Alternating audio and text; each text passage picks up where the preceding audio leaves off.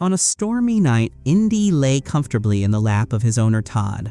When a call came from Todd's sister Virar, the ringing woke Indy up. The TV suddenly lost signal and shut off, and Indy noticed Todd sitting there in a strange way. Was it because he was sick, or was it something else? Indy sensed something odd and kept staring at the wall. The blood dripping from Todd's mouth onto the phone didn't feel right to him. But before Indy could react, Virar arrived and rushed Todd to the hospital. Even then, Indy's focus stayed fixed on that same wall. While Todd was admitted, Virar brought Indy along every day to visit him. Todd was diagnosed with chronic lung disease, and all the savings they had were now gone. The doctors even advised Todd to get fresh air.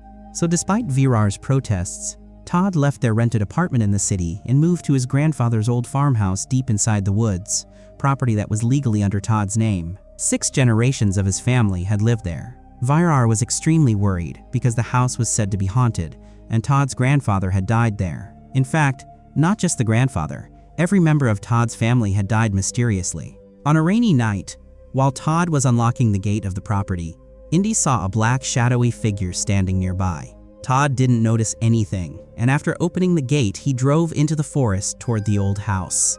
When Todd got out of the car, Indy was too scared to follow, but Todd made him step out anyway. While Todd tried unlocking the main door, Indy heard a dog barking from somewhere near the outside basement, a sound Todd failed to notice. Once inside, Todd turned on the lights, but they didn't stay on for long. When he went into the storage room to check the meter box, Indy began roaming around the house, sensing something strange. Later that night, while watching an old video of Todd's grandfather, they learned he had kept many dogs before, but all of them had run away except one, Bandit. When the police found the grandfather's body, Bandit had vanished and was never found again. Indy enjoyed watching the video, but his eyes froze when he saw Bandit, who looked very much like him. Virar called to ask if Indy was sensing anything unusual in the house, but Todd laughed it off. As they talked, Indy heard the noise again and began inspecting the house. Eventually, he went upstairs and saw the same black shadow figure in a corner of the wall. Just then, Todd came and took him away.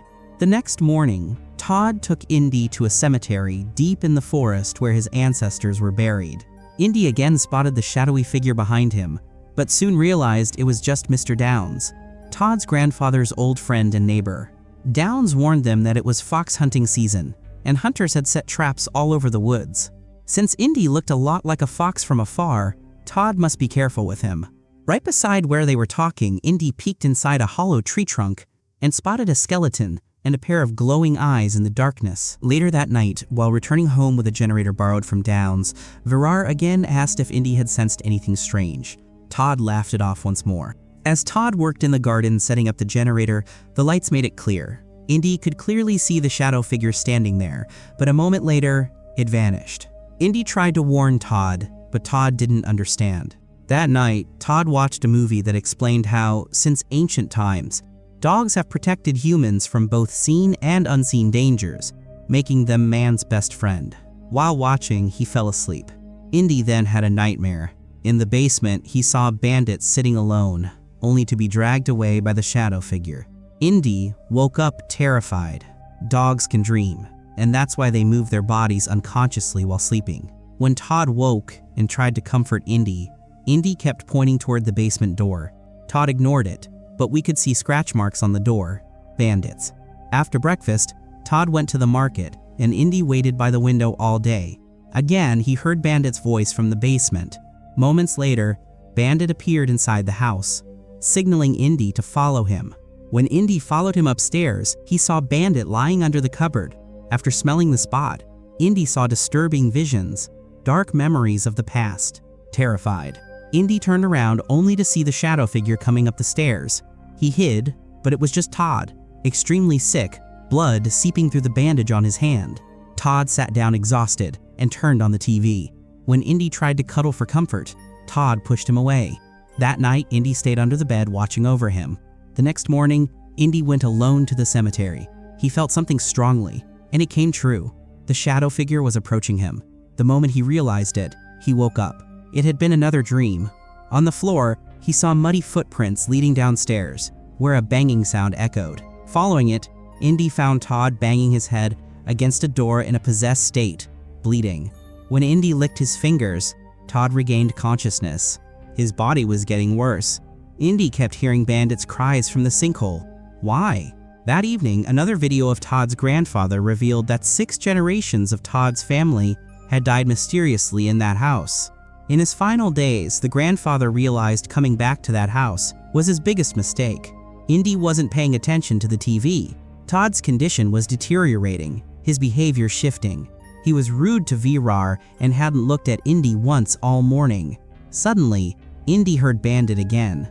Quietly, he followed the sound to the basement and found the grandfather's favorite chair, the one he died in. With Bandit's help, Indy saw the painful past, the trauma, the suffering, and the dark force haunting the family.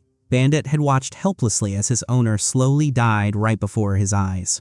The horrifying vision scared Indy so much that he peed out of fear.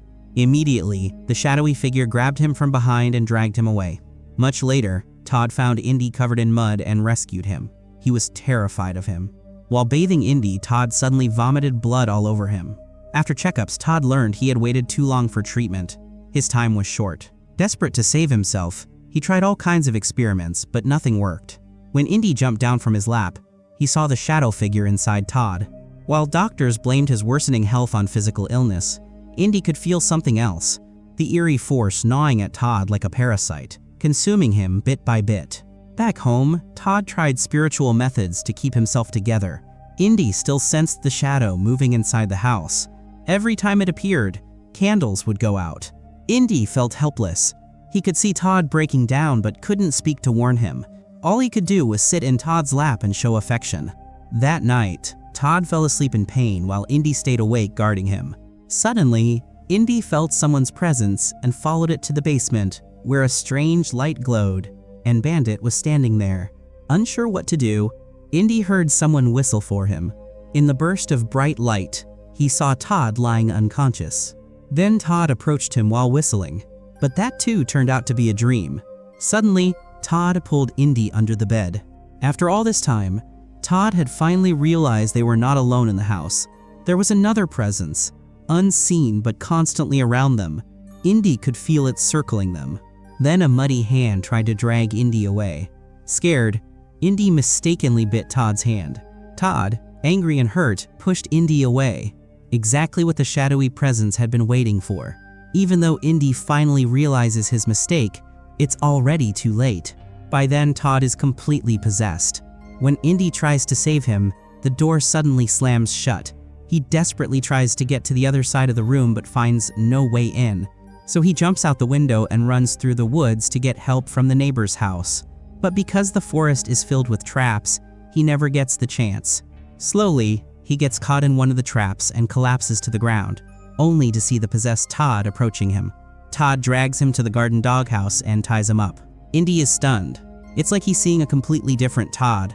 Leaving Indy tied there, Todd walks out into the rain to turn on the generator. Is this going to be Indy's last night?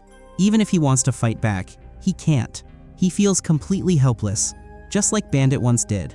Indy sits in the rain facing the window. From there, he sees that same shadowy figure, hears the haunting, hyena-like cries drifting from the forest, and notices a pair of glowing fox eyes watching him in the dark, as if waiting for him to die. Suddenly, the shadow figure begins moving toward him. Indy is terrified and doesn't know what to do. Then, from beneath the mud, a muddy hand bursts out of the ground and tries to grab him. Indy tries to run in fear, but the hand grabs his chain and pulls with all its strength. Indy fights with everything he has, slams into the doghouse, breaks the chain, and escapes back inside the house. No matter what, he has to save Todd. But how will he get in? In the heavy rain, he suddenly hears Bandit calling from the basement. Indy goes to the basement door and wonders what to do. Just then, the door opens by itself. When Indy goes inside, he finds Bandit's skeleton lying there, the rope still around his neck. Along with this, the label of traitor attached to Bandit finally disappears, and we learn the truth. Bandit had never betrayed his owner, Todd's grandfather. He never ran away. Instead, he got trapped down here and died of starvation. Indy rushes past Bandit's remains and goes further inside. There, he finds Todd in terrible condition. Muddy footprints on the floor prove that someone, something, is in this room. When Todd tries to run with the flashlight, Indy suddenly appears from the darkness. Todd hugs him tightly with relief. Indy is shocked. He can't understand how Todd changed so suddenly, but in the next moment, both of them freeze. Because on the bed lies Todd's dead body. This means Todd died the moment the shadow figure came to him earlier, and the cause of Todd's death is the dark, evil force. Todd's phone keeps ringing. Virar is calling again and again, and then the spirits drag Todd away. The moment the spirits see Indy, they chase him. Indy runs into the basement, but the door slams shut. Jumping over Bandit's bones, he goes deeper until he reaches a cave. Todd's screams echo from inside. Indy hesitates, terrified of entering, but Todd's voice pulls him in, and he drags Todd's spirit out. But when the shadow figure appears again and blocks his way, Indy becomes completely helpless. Still, he doesn't give up and tries his best to save Todd's spirit. The truth is, this house isn't the only thing cursed. Todd's entire bloodline is cursed.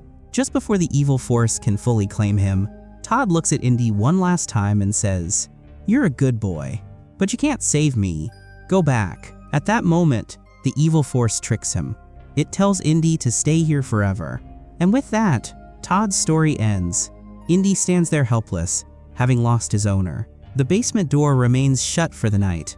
He quietly sits beside Bandit, staring at the cave, because Todd told him to stay. But destiny doesn't always follow the same path. The next morning, Virar arrives after failing to reach Todd on the phone. When she opens the basement door, she sees Indy sitting there, drenched in mud. From above, she sees the scene below and breaks down crying. Her misunderstanding about Bandit also shatters. When she calls out to helpless Indy, he turns around one last time, because from inside the cave, Todd's familiar whistle echoes, as if Todd is telling him to stay. But Indy realizes it isn't his real owner, because before dying, Todd had told him to go back. Indy understands his duty is done. He runs toward Virar. Today, Indy didn't just fulfill his love and responsibility toward his owner. He also freed Bandit's spirit, the one who had been falsely accused for so long. Everyone thought Bandit was a traitor, but the body lying in the basement seems to whisper a final goodbye. Tell everyone, Bandit was never a traitor like humans can be. And with that, today's movie Good Boy comes to an end. So how did you like the video? Let me know in the comments. And if you enjoyed it, don't forget to leave a like.